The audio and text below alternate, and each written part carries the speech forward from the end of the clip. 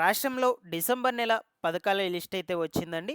So, మీకు ఈ వీడియోలో క్లియర్‌గా ఒక్కొక్క పథకం గురించి ఎక్స్‌ప్లనేషన్ అయితే ఇస్తాను. మొత్తంగా ఎన్ని పథకాలైతే విడుదల కాబోతున్నాయి, ఆ పథకాల పేర్లేమిటి, వాటికి ఎవరు అర్హులవుతారు, ఎవరు అనర్హులవుతారు, వాటి ద్వారా లబ్ధిదారులకు ఏమేమి చేకూరుతుంది, కొత్తగా దరఖాస్తులు చేసుకోవాలనుకుంటే ఎలా దరఖాస్తులు చేసుకోవాలి, కావలసినటువంటి డాక్యుమెంట్స్ ఏమిటి, ఈ వివరాలన్నిటి గురించి కూడా మీకు క్లియర్ ఇన్ఫర్మేషన్ అయితే అందజేస్తాను. వీటితో పాటుగా మనకు డిసెంబర్ నెలలో పలు ముఖ్యమైన కార్యక్రమాలు కూడా జరగబోతున్నాయన్నమాట. అవేమిటో కూడా మీకు కొంచెం బ్రీఫ్‌గా చెప్తాను. మీరందరూ తప్పకుండా వీడియోనైతే ఎండ్ వరకు చూసి, నా ఎక్స్‌ప్లనేషన్ మీకు నచ్చినట్లయితే లైక్ చేసి అందరికీ కూడా షేర్ చేయకుండా అయితే వెళ్ళొద్దు. ఫస్ట్ టైం గనుక ఎవరైనా ఛానెల్‌ని చూడడానికి వచ్చినటువంటి వాళ్ళు ఉన్నట్లయితే ఛానెల్‌ని సబ్స్క్రైబ్ చేసుకునేసి పక్కనే ఉన్నటువంటి బెల్ ఐకాన్‌ని క్లిక్ చేసి ఆన్‌లో అయితే పెట్టుకోండి. అలాగే ఒకసారి టెలిగ్రామ్ గ్రూప్‌ని కూడా విజిట్ చేయండి గైస్. అందులో కూడా జాయిన్ అయితే అవ్వండి. మీకు యూజ్ అయ్యే ఇన్ఫర్మేషన్ ఎప్పటికప్పుడు అప్డేట్ అయితే చేస్తూ ఉంటాను. అక్కడ మీరు నాతో కాంటాక్ట్ కూడా అవ్వచ్చు. మీకు ఎటువంటి డౌట్ ఉన్నా సరే అక్కడ కూడా అడగొచ్చు. కామెంట్స్‌లో కూడా అడగొచ్చు అనమాట. లేట్ చేయకుండా టాపిక్‌లోకి గనుక వచ్చేసినట్లయితే మనకు డిసెంబర్ నెల పథకాల లిస్ట్ అయితే వచ్చిందండి. సో, మొదటి తారీఖు నుంచి డిసెంబర్ నెలాఖరు వరకు ఏమేమి పథకాలు విడుదల కాబోతున్నాయి, ఆ పథకాల పేర్లేమిటి, ఈ వివరాలన్నిటి గురించి కూడా తెలుసుకుందాం క్లియర్‌గా. దానికంటే ముందుగా మీకు ఒక ముఖ్యమైన గమనిక. సో, మనకు ఈ నవంబర్ నెల 19వ తారీఖున గుర్తుపెట్టుకోండి. ఈ నవంబర్ నెల 19వ తారీఖున రైతుల ఖాతాల్లోకి పీఎం కిసాన్ 21వ విడత, అలాగే అన్నదాత సుఖీభవ పథకం రెండో విడత రూ. 7,000 మొత్తంగా అకౌంట్‌లోకి విడుదల చేయడం జరిగిందనమాట. అయితే ఇప్పటి వరకు కేవలం కొంతమందికి మాత్రమే ఈ నగదు అనేటువంటిది బ్యాంక్ అకౌంట్‌లోకి అయితే జమ అయ్యున్నాయన్నమాట. ఇదెలా విడుదలైంది అంటే కొంతమందికి అన్నదాత సుఖీభవ పథకం నిధులు జమ అయ్యున్నాయి. పీఎం కిసాన్ నిధులు జమ కాలేదన్నమాట. మరికొంతమందికి పీఎం కిసాన్ నిధులు జమ అయ్యున్నాయి. అన్నదాత సుఖీభవ నిధులు జమ అవ్వలేదన్నమాట. సో, ఈ విధానంలో అయితే ఉన్నాయన్నమాట. సో, ఈ విధంగా జమ అయ్యున్నాయి డబ్బులనేది. అయితే జమ కాకపోవడానికి గల కారణాలు ఏంటువంటివి ఏమిటి? మెయిన్ రీజన్స్ వచ్చి మూడే 3 చెప్తానండి. ఇవన్నీ కూడా గుర్తుపెట్టుకోండి మీరు. సో, చాలామందికి కూడా పడలేదని ఇప్పటికి కూడా కామెంట్స్‌లో అడుగుతూ ఉన్నారు. అందుకోసం మీకు జస్ట్ కొంచెం బ్రీఫ్‌గా చెప్తామని స్టార్టింగ్‌లో దీని గురించి అయితే చెప్తున్నాను. ఓకేనా? సో, మీకు మెయిన్ రీజన్స్ వచ్చేసి ఫస్టు మీ యొక్క బ్యాంక్ అకౌంట్ ఏదైతే ఇచ్చుంటారో ఆ బ్యాంక్ అకౌంట్‌కి ఎన్‌పిసిఐ లేకపోవడం. ఓకేనా? ఆ ఎన్‌పిసిఐ చేపించుకునేటువంటి మనకు 30-60 రోజుల కాల వ్యవధిలో మీకు పడుతుంది. వెంటనే కూడా పడదనమాట. ఫస్ట్ ఎన్‌పిసిఐ లింక్ ఉందో లేదో కూడా చెక్ చేసుకోండి. చెక్ చేసుకున్నాక దాని తర్వాత సంబంధిత బ్యాంకు దగ్గరికి వెళ్లి ఈ మీకు బ్రాంచెస్ ఉంటాయి కదా! బ్యాంక్ బ్రాంచెస్ వాటి దగ్గరికి వెళ్లి ఎన్‌పిసిఐ లింక్ అయితే చేసుకోండి. దాని తర్వాత 30-60 రోజుల కాల వ్యవధిలో అయితే ఈ నగదనేది విడుదల కావడం జరుగుతుందనమాట. నెక్స్ట్ వచ్చేసి మీ యొక్క ఆధార్‌కు, పట్టాదారు పాస్‌బుక్కు లింక్ అయితే పెట్టుకోండాలనమాట. అది లింక్ లేకపోయినా సరే మీకు ఈ 2 పథకాల కింద నగదనేది జమ కాదనమాట.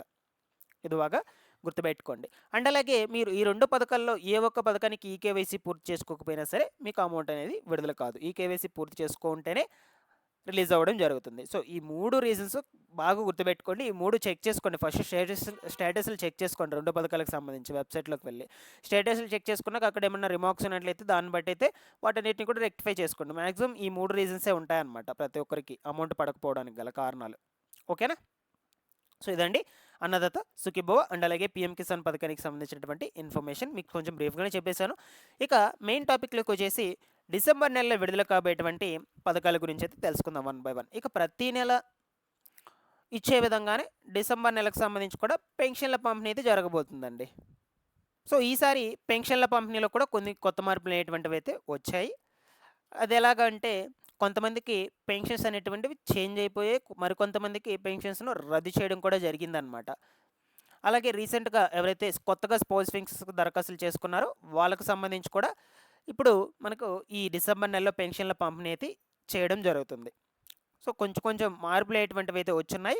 ఇక మనకు 1, 2 తారీఖుల్లో పెన్షన్ల పంపిణీ అయితే జరుగుతుందనమాట. ఓకేనా? ప్రతి నెల కూడా 1, 2 తారీఖుల్లోనే జరుగుతుంది.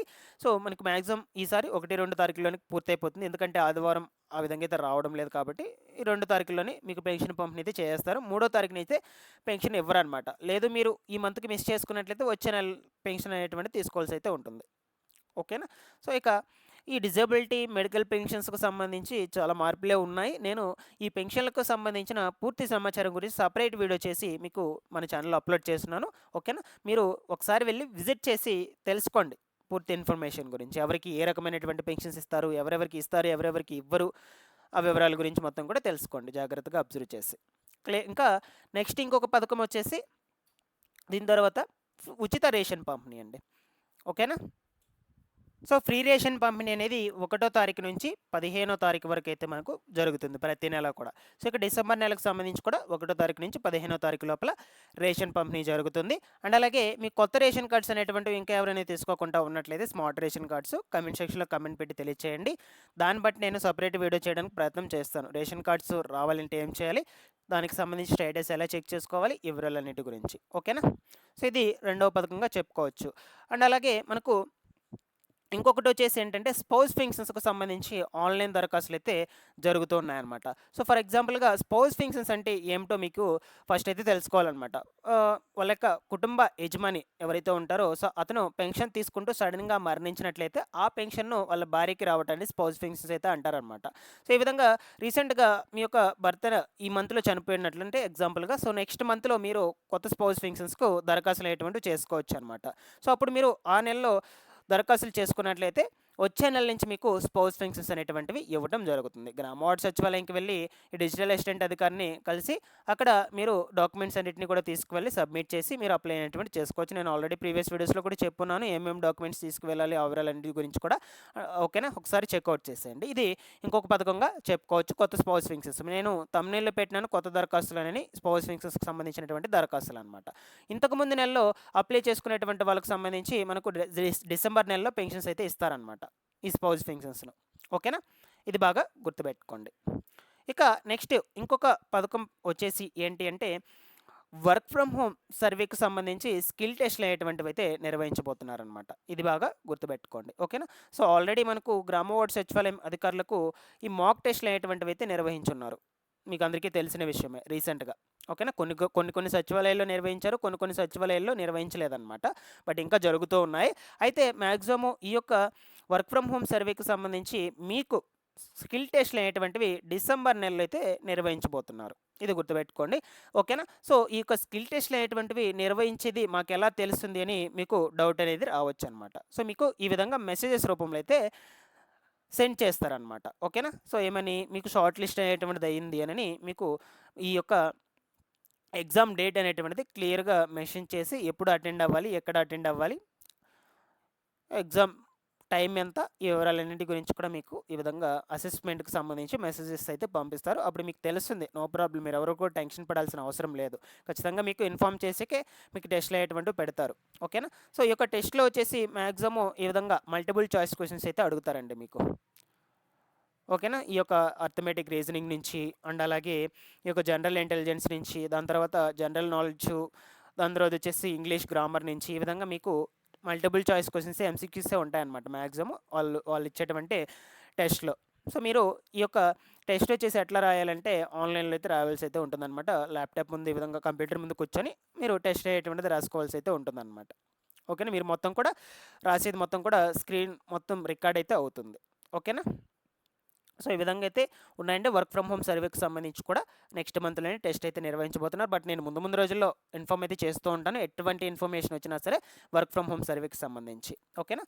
అండ్ అలాగే మనకు ఈ యొక్క జాబ్ క్యాలెండర్ అనేటువంటిది విడుదల చేయబోతున్నారనమాట. 2026 సంవత్సరానికి సంబంధించి జాబ్ క్యాలెండర్ కూడా ఈ డిసెంబర్ నెలలోనే విడుదల చేయబోతున్నారు. అలాగే 2026 సంవత్సరంలో విడుదల చేయబోయేటువంటి కొత్త పథకాలకు సంబంధించి క్యాబినెట్ సమావేశాలన్నీ కూడా మనకు డిసెంబర్ నెలలోనైతే ఉండబోతున్నాయి. సో, కొత్త పథకాలంటే మనకి ఇంకా ముఖ్యంగా ఉండేటివి కొత్త పెన్షన్లకు దరఖాస్తులు, దాని తర్వాత ఆడబిడ్డ నిధి పథకం అండి. సో, ఈ పథకాలకు సంబంధించి కూడా మనకు రేపు కొత్త సంవత్సరంలోనే అమల్లోకి తీసుకొచ్చేందుకు చర్చలు కూడా జరపబోతున్నారు డిసెంబర్ నెలలో.